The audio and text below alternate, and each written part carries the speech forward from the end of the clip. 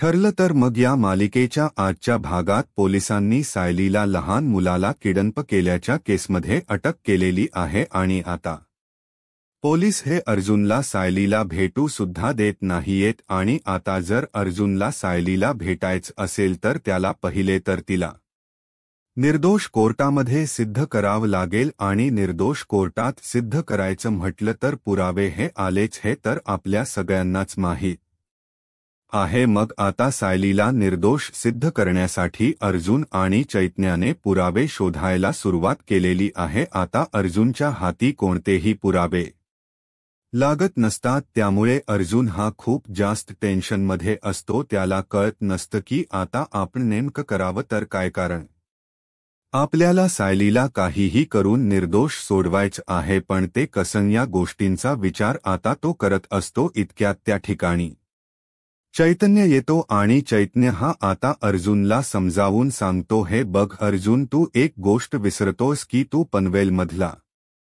सगळ्यात best lawyer आहेस। आजपर्यंत तू कोणतीही केस हरलेला नाहीयेस, मग आज तुला भीती का वाटते? हे बघ डॉक्टर, ज्यावेळेस स्वतःच्या घरच्यांच ऑपरेशन करायला लागतो ना, त्यावेळेस त्याचे हात थरथरतात, पण त्यावेळेस त्याने खरंतर हात थरथरवून घेता त्याच्यावरती योग्य ते उपचार करायचे असतात, कारण त्याच्या इतके योग्य उपचार त्याच्या माणसावरती दुसरं कोणीही करू शकत नसतं, कारण ती व्यक्ती त्याची असते। त्याचप्रमाणे आपल्याही प्रोफेशनचा आहे। तू जितक्या काळजीपूर्वक सायली वहिनीला या सगळ्यातून बाहेर सोडवून काढशील, जितक्या लवकरात लवकर, तितकं कोणीच नाही काढू शकणार, पण त्यासाठी तुला हिम्मत धरावी लागेल। तर आता रविराज काका सुद्धा त्या ठिकाणी आलेले असतात आणि रविराज काका सुद्धा आता अर्जुनला हीच गोष्ट समजावून सांगत म्हणतात, हे बघ अर्जुन, तुला धीर धरावा लागेल। अरे माझ्या हाताखाली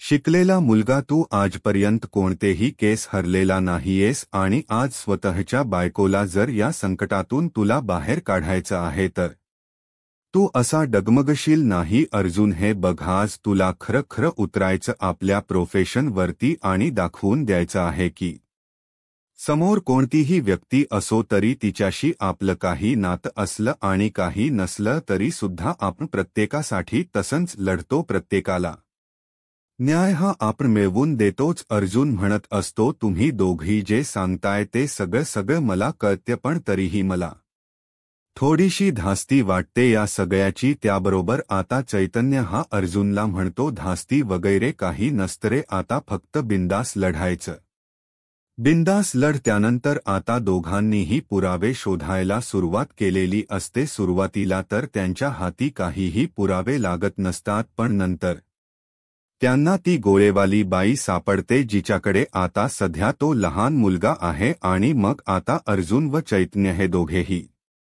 त्या बाईकडे आलेले असतात। ती बाई आता दुपारच्या वेळी तिचा धंदा करत असते। इतक्यात अर्जुन हा तिकडे येतो आणि तुम्ही एखाद्या लहान मुलाला पाहिल आहे का असं विचारतो। आता ती बाई जरा घाबरते, गोंधळते आणि म्हणते, मी आणि लहान मूल नाही, माझा काय संबंध? माझ्या धंद्यावरती कितीतरी लहान मुलं गोळा घ्यायला रोजच येत असतात, मी आता कितीने लक्षात ठेवणार? मला सांगा, तुम्ही पोलीस आहात का? त्याबरोबर आता त्या बाईने असा प्रश्न विचारल्यावर अर्जुन आणि चैतन्य एकमेकाकडे बघून हसतात आणि अर्जुन त्या बाईला म्हणत असतो, नाही, आम्ही पोलीस नाही आहोत, पण तुमचा हा धंदा नक्कीच बंद करू शकतो, एवढं पावर आहे आमच्याकडे। आता अर्जुनने असं म्हटल्याबरोबर ती बाई घाबरते। अर्जुन म्हणत असतो, जर खरं सांगितलं तर तुम्ही आणि तुमचा धंदा दोन्हीही वाचेल, आता काय करायचं ते तुम्ही ठरवा। ती बाई लगेचच अर्जुनच्या समोर हात जोडायला लागते आणि म्हणायला लागते, अहो साहेब, प्लीज असं काहीही करू नका, मी खरोखर खूप गरीब आहे हो, जर तुम्ही माझा धंदा बंद पाडला तर मी काही करू शकणार नाही। हे बघा, मी मुद्दामहून काही केलेलं नाहीये, तो मुलगा माझ्याचकडे आहे, आता तो मुलगा माझ्याचकडे आहे असं त्या बाईने सांगितल्याबरोबर अर्जुन लगेचच म्हणतो, काय तो मुलगा जो किडनॅप झालाय तो तुमच्याकडे आहे, तुमच्या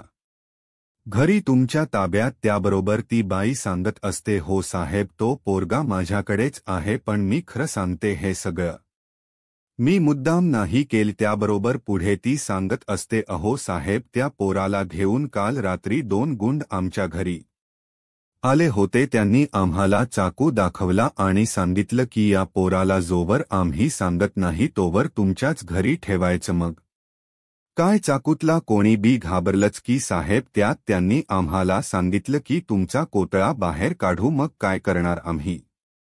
मी आणि माझा नवरा दोघंच असतो घरी. मग आम्ही त्या पोराला आमच्याकडे ठेवून घ्यायचं ठरवलं आणि म्हणून आम्ही त्या पोराला आमच्याजवळ ठेवून घेतलं. आम्ही मुद्दामहून काय नाही केलं साहेब. अहो, त्यांनी उलट जेवढं सांगितलं आम्ही तेवढंच केलं. मी खरं बोलते असं म्हणायला लागते. त्याबरोबर आता त्या बाईचा म्हातारा नवरा त्या लहान मुलाला घेऊन त्या ठिकाणी पोहोचलेला असतो. ती बाई म्हणते, तो बघा, तोच पोरगा आहे तो. त्याबरोबर अर्जुन आणि चैतन्य त्या मुलाकडे बघतात. तर आता लगेचच इकडे अर्जुन हा त्या बाईला सांगतो की आम्हाला सगळं खरं तुम्ही सांगितलं. हे तुम्ही त्या व्यक्तीला सांगायचं नाही ज्याने तुम्हाला हे सगळं करायला लावलं. आणि आता मला हे सांगा की हे सगळं तुम्हाला कोणी करायला लावलं? त्यावर ती बाई म्हणते, साहेब, मी नाही ओळखत त्या माणसांना. अहो, त्यांच्या चेहऱ्याला कपडे बांधलेले होते. अर्जुन म्हणतो, बरं ठीक आहे, काहीच हरकत नाही. तर चैतन्य म्हणतो,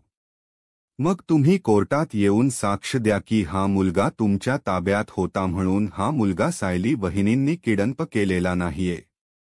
त्याबरोबर लगेचच ती बाई म्हणायला लागते की जर असं काही केलं तर ते लोक मला सोडणार नाही, मला जीवानीशी मारून टाकतील साहेब. त्यावर अर्जुन म्हणत असतो, काळजी करू नका, तुमच्या जीवाला काही नाही होणार. पण जर तुम्ही कोर्टात साक्षी दिली नाही ना तर माझ्या बायकोला, ज्या मुलाच्या किडनॅपिंगबद्दल अटक झाली आहे, तिला तर मी निर्दोष सोडवेन. पण मी त्याच्या ऐवजी तुम्हाला अडकवेन, कारण तो मुलगा तुमच्या ताब्यात आहे. माझ्या बायकोचा त्या मुलाशी काही संबंध नाहीये, समजलं? आता तुम्ही ठरवा तुम्हाला काय करायचं. जेलमध्ये जायचं की माझी मदत करायची आहे, कोर्टात साक्ष द्यायची आहे? त्याबरोबर आता ती बाई म्हणते, ठीक आहे साहेब, मी कोर्टात येऊन सांगायला तयार आहे की तो पोरगा माझ्याकडे होता आणि म्या त्याला माझ्याजवळ ठेवून घेतला होता. त्यानंतर आता सायलीच्या कोर्टाची इयरिंग लागलेली असते. आज तिच्या पहिल्यांदा तारीख असते. तिला कोर्टात स्वतः एक गुन्हेगार म्हणून हजर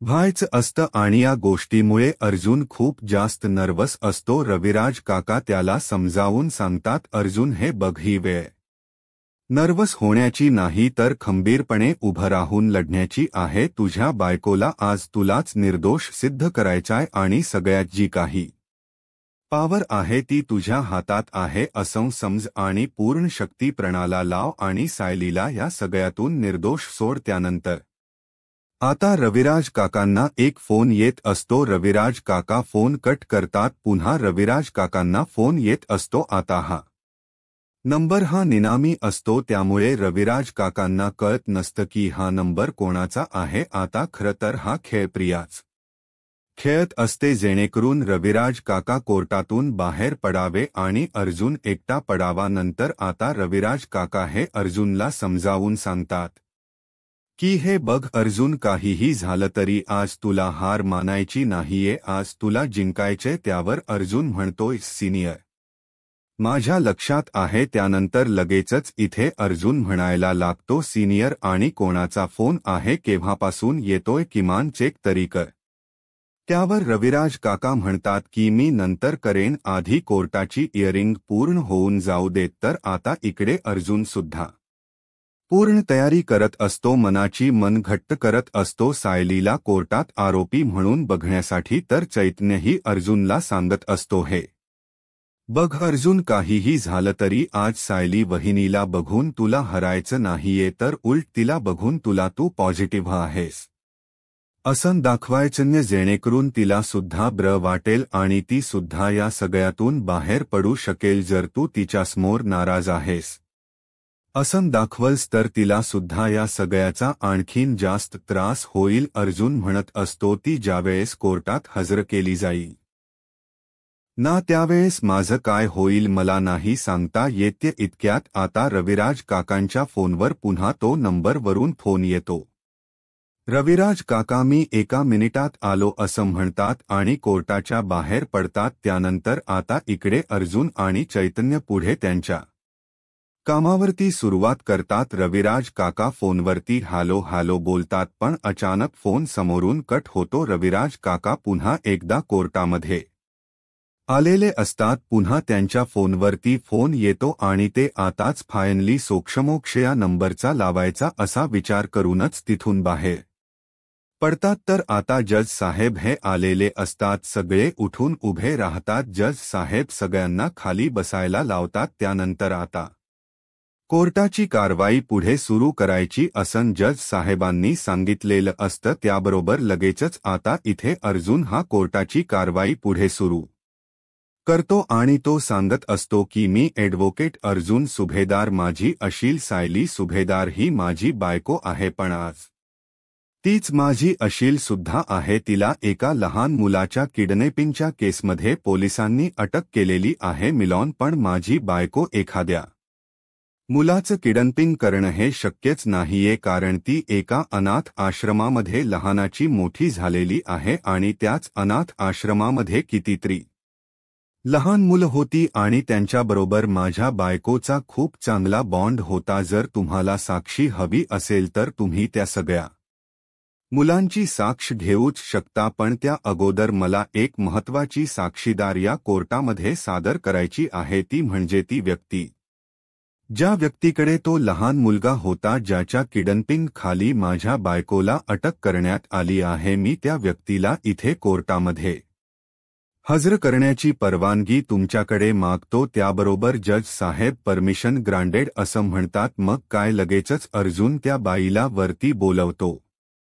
आता ती बाई ही जज साहेबांसमोर कोर्टासमोर आपली बाजू पलटते आणि म्हणायला लागते की नाही नाही साहेब, मी त्या मुलाला माझ्याकडे ठेवलंच नव्हतं. अहो हे साहेब खोट बोलतात. यांनी मला धमकी दिली होती की जर मी कोर्टात येऊन हे सगळं बोलले नाही तर हे मला जीवानिशी मारतील, म्हणून मी म्हणलं होतं की मी कोर्टात तुम्ही सांगाल तसं बोलेन. यांनी मला सांगितलं होतं की कोर्टात जाऊन सांगायचं की तो मुलगा माझ्या ताब्यात होता, पण अहो मी त्या मुलाला ओळखत सुद्धा नाही. आता अर्जुन आणि चैतन्याला कळत नाही की या बाईने नेमकी ऐनवेळी साक्ष का बरं फिरवली असेल. ते दोघंही त्या बाईला सांगतात की हे बघ, खोट बोलू नकोस, जे आहे ते प्लीज खरं बोल. पण ती बाई काही खरं बोलायला तयार नसते. आता लगेचच जज साहेब हे अर्जुनला म्हणत असतात, ॲडव्होकेट अर्जुन सुभेदार, तुम्ही कोर्टाचा अपमान करताय. कोर्टामध्ये कोणत्याही व्यक्तीवरती हा असा बळजबरीने दबाव घालणं चुकीच आहे. त्याबरोबर अर्जुन म्हणत असतो, जज साहेब मी दबाव नाही घालत आहे, मी फक्त त्यांना खरं बोला एवढंच सांगतोय. त्यांनीच मला सांगितलं होतं आणि आता त्याच खोट बोलतायत. त्याबरोबर आता इथे सायली ही खूप जास्त घाबरलेली असते आणि आता तिला वाटत असतं की आता आपण अडकणार. जो गुन्हा आपण केलेलाच नाहीये त्यामध्ये आपल्याला शिक्षा मिळूनच जाणार. त्यानंतर आता जज साहेब हे लगेचच ॲडव्होकेट अर्जुन सुभेदार तुमच्याकडे तुमच्या बायकोला म्हणजेच मिसेस सायली सुभेदार यांना निर्दोष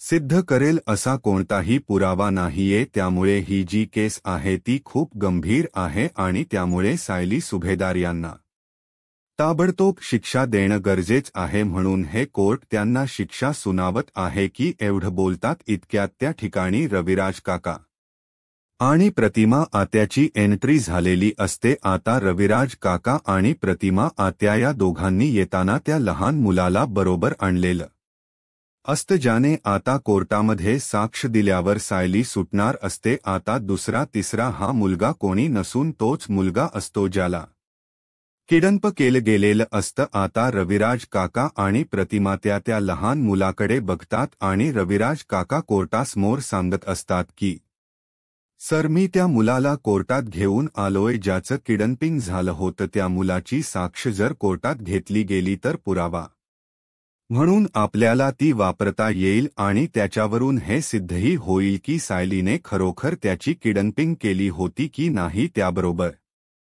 जज त्या मुलाला कोर्टामध्ये येण्याची परवानगी देतात, पण ते सांगतात की विटनेस बॉक्समध्ये येऊन त्याला जे काही बोलायचं ते बोलता येऊ शकतं त्याबरोबर लगेचच आता रविराज काका हे त्या मुलाला समजावून सांगतात की हे बघ बाळा, जे काही आता मला सांगितलंस या काकूला सांगितलंस तेच सगळं आता इथे आम्हा सगळ्यांना ना खरं सांग आणि घाबरू नकोस अजिबात. जे विचारतील त्या प्रश्नांची खरी उत्तर दे. त्याबरोबर तो मुलगा होकार देतो आणि रविराज काका हे त्याला विटनेस बॉक्समध्ये जाऊन उभं राहायला सांगतात. त्यानंतर आता त्या मुलाला विचारलं जातं की तुला कुठे नेलं होतं आणि ते कुठे राहिला होतास एवढे दिवस. त्याबरोबर तो मुलगा सांगतो मी त्या गोळेवाल्या मावशी आहेत ना त्यांच्या घरी होतो. त्या रोज मला गोळा खायला देत होत्या आणि खरं तर मी आणि माझे आईबाबा आम्ही लपाछुपी खेळत होतो. माझ्या आईबाबांना माझ्याबरोबर खेळायला वेळ मिळत नव्हता म्हणून त्या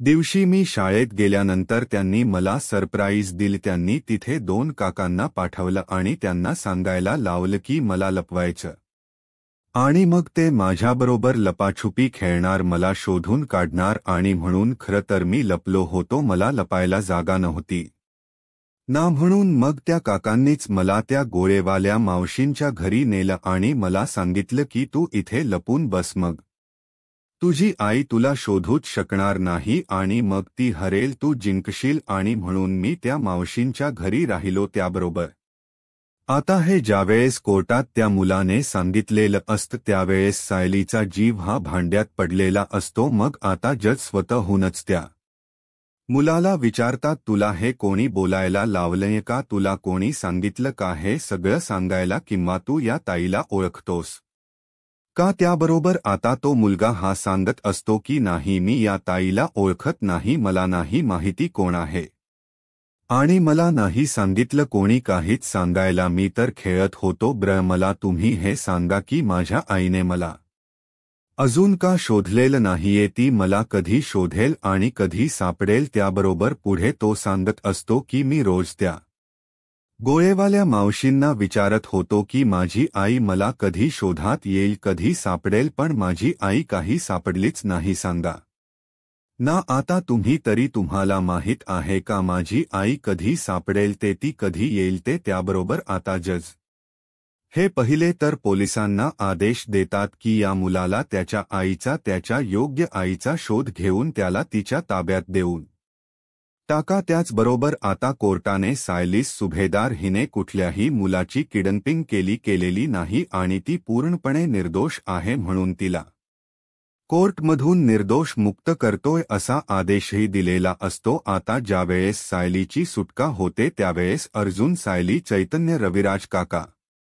अश्विन, प्रताप, कल्पना, पूर्णा, आजी, इवन घरातली जी मेड असते तिला सुद्धा आनंद होतो, म्हणजेच विमल ताई पण, प्रिया, त्याचबरोबर नागराज, त्याचबरोबर साक्षी महिप्ता आणि महत्त्वाचं म्हणजे दामिनी देशमुख यांना कोणालाही ब्र वाटत नाही, कारण त्यांचा प्लान हा पुन्हा एकदा फ्लॉप झालेला असतो. आणि आता कोर्टाने सायलीला निर्दोष सोडवल्याबरोबर अर्जुनचा जीवात जीव आलेला असतो. त्याला वाटत असतं मी हिला बाहेर काढू शकतोय की नाही, पण अर्जुनने फायनली सायलीला या सगळ्यातून व्यवस्थित सुखरूपपणे बाहेर काढलेलं असतं. त्यानंतर आता घरी आल्यावर कल्पना छान सायलीला ओवाळून वगैरे तीच स्वागत केलं जातं आणि तिला छान घरामध्ये घेतलं जातं. आता प्रियाला तरी या सगळ्यात काहीच इंटरेस्ट नसतो, पण तरीसुद्धा ती खुश आहे. असं खोटं नाटक तिला घरातल्या सगळ्यांसमोर करायला लागत असतं. त्यानंतर आता